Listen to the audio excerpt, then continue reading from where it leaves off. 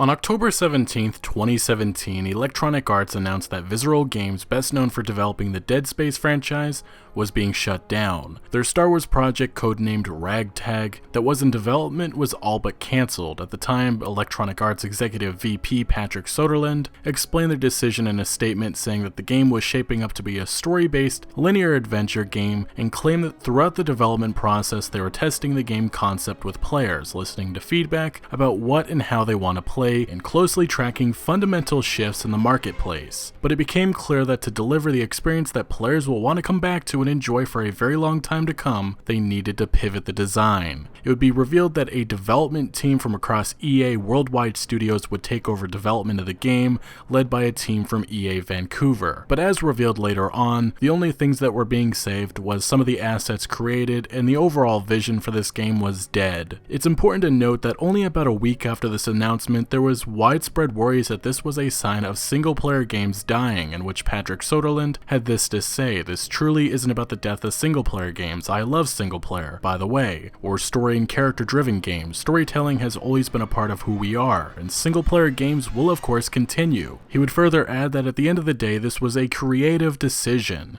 "Our job is to give people a deep enough experience in story, and it's also to push the boundaries forward. We just did not think we were getting it quite right." EA CEO Andrew Wilson would also put out a statement on their decision to cancel the linear Star Wars game, saying that you might have heard the conversation around single-player versus multiplayer or single-player versus live service. The decision to close Visceral and shift the focus of the Star Wars game was not about that conversation. It wasn't about this was just a single-player game and it needed to be a live service. It was more about how do we get to a point where the overall gameplay experience was right for players. We still believe strongly in the Star Wars IP.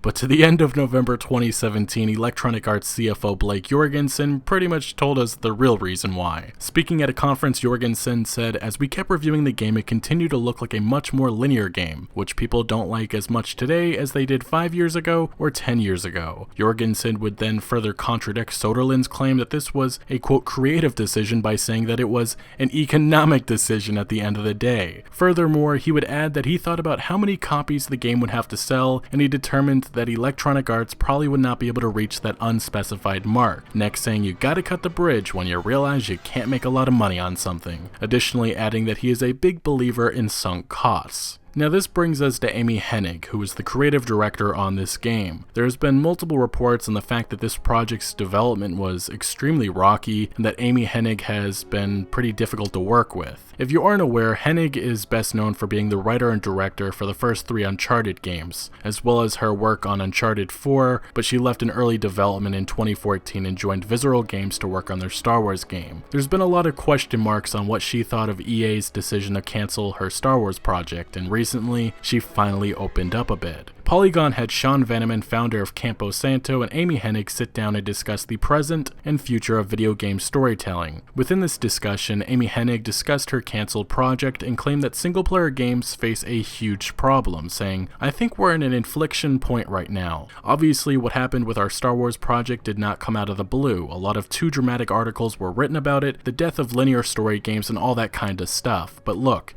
there is a real problem. This line we've been running up for a lot of years, which is the rising cost of development and the desires, or the demands even, of players in terms of hours of gameplay, fidelity, production values, additional modes, all of these things. These pressures end up real internally. If it costs you, say, $100 million or more to make a game, how are you making that money back and making a profit? And the $60 price point can't change, right?" There's a lot of negative press around monetization, loot boxes, games as service, etc.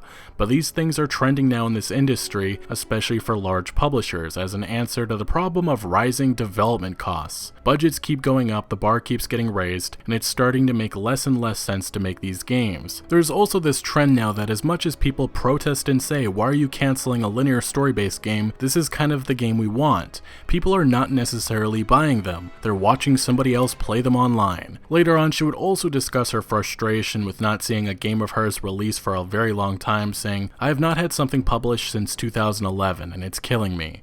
I worked on Uncharted 4 for 2.5 years, and then I worked on the Star Wars game for 3.5 years. A lot of the work thankfully lived on in Uncharted 4, and we'll see what happens with the Star Wars thing. But you think, okay, wait a second, it was that easy to burn 6 years and not publish anything. So I look at it and go, okay, well, how many bullets? I keep using different metaphors. How many bullets do I have left in the chamber? I want to make sure that I make the right choices. So this discussion is much longer and really is interesting hearing two amazing different minds and their opinion on this gaming industry. Now, as I only brought up the highlights that are related to Visceral's Star Wars game, it does seem that Amy Hennig is somewhat defending or at least understands EA's decision to cancel it, pushing the blame onto people who record Let's Plays, which I think that's kind of foolish. Luckily, Sean Vanneman also told her that he disagreed with that, being that streamers or Let's Players are a big reason why his game Firewatch was so successful. But what I got out of this article is a feeling of sadness from Amy Hennig. Just imagine 3.5 years putting together an Uncharted-like Star Wars game, and then EA decides to pull the plug because they realize this is not going to make enough money for us because it is a linear game, so they show no faith in Amy and cancel it. It also seems that Amy Hennig does not know how long she has left in this gaming industry, being that she is 53 years old, and I personally hope that she ends up back at either Sony or maybe even going to Bethesda, in which those companies have shown that they want to keep supporting single-player games. I really hope that this is not her last game that she works on because she truly is creatively one of the best storytellers in this industry. She also does seem to sound very skeptical about the future of story games, being that not enough people are apparently buying them, even though they say they want them. I have to say I disagree with that statement when you have successful single-player story games like The Witcher 3 Wild Hunt, Horizon Zero Dawn, Hellblade, and Nier Automata, and there are just too many more examples, but I do understand what she's saying when you have Bethesda, who's best known for their single-player games failing with their 2017 games that included Prey, Wolfenstein 2, and The Evil Within 2, which were all linear games that all just didn't sell despite great reviews. At the same time though, I look at this video game industry in which publishers like Activision and EA just advertise their games as single-player games, showing off their certain game and TV ads as if it is all about the story, when in reality it's maybe 5 hours long and the game is really all about the multiplayer, because that's where the real money is made. I don't think people have lost interest, but I do think greed has taken over this industry, in which many publishers have seen that multiplayer games can bring in the most profit, no matter the quality of the product. Also, when I see these top video game publishers' stocks flying up, thanks to microtransactions, I just see them making every excuse they can make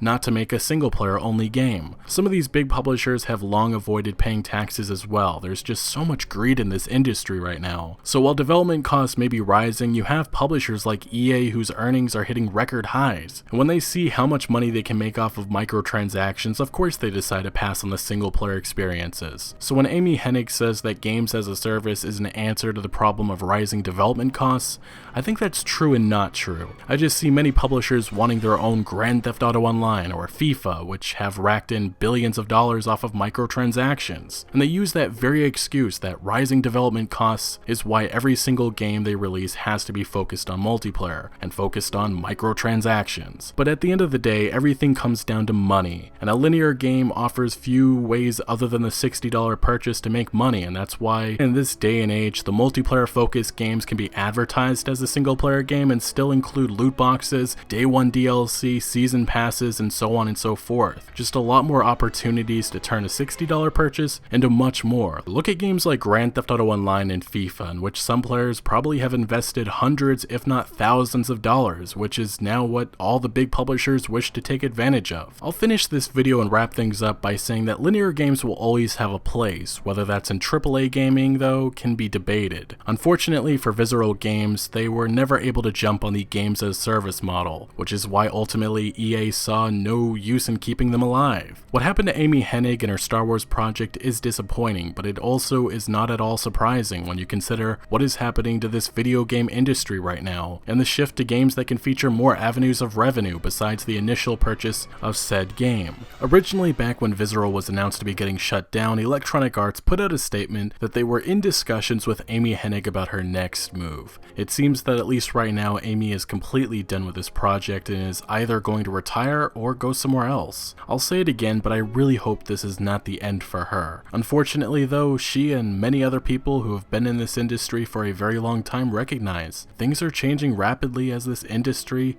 continues to grow. Anyway, I'll leave you guys with this question. What do you make of Amy Hennig's comments on linear games? Let me know in the comment section below. Also, thank you for watching. If you did enjoy this video or found any informative value, make sure to leave a like. Follow me on Twitter, Facebook, and Instagram for updates on new videos and discussion on gaming news, and consider subscribing for more videos like this. I'll see you later.